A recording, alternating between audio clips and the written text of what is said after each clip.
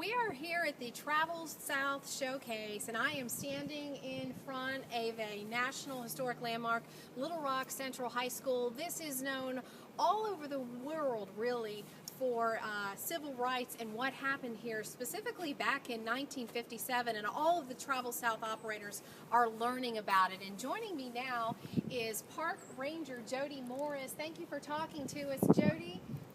What should people know about Little Rock Central High School? Well, this is one of the most unique parks in the National Park System because we're the only park site, we're a National Historic Site, and that has an operating public high school as its main feature. Little Rock Central High School is one of the largest high schools still in the state by enrollment and one of the most diverse urban high schools in the country. And it is very diverse today in its student body because of what happened in 1957 when the Little Rock Nine became the first African American students to go to school here. And this was one of the first challenges, or actually implementations, of the U.S. Supreme Court's Brown versus Board of Education decision, which declared that separate but equal was unconstitutional because, in fact, here and around the country, separate schools for black and white students were hardly ever equal. They weren't equally funded. They didn't offer equal curriculum. Students weren't given the same opportunities. So the Little Rock Nine became the first to break that barricade here in Little Rock, and all the world was watching. The state governor called out the National Guard. He said to maintain order and protect the citizens, but he told the National Guard the way to do that was not to allow the black students in the building.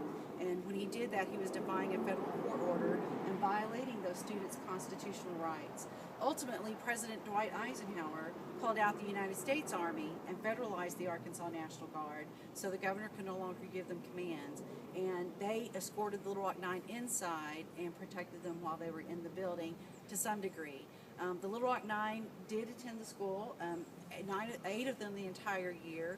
One attended through February, and Ernest Green, the only senior among the group, became the first African-American student to graduate in May of 1958. And Dr. Martin Luther King came to watch him graduate.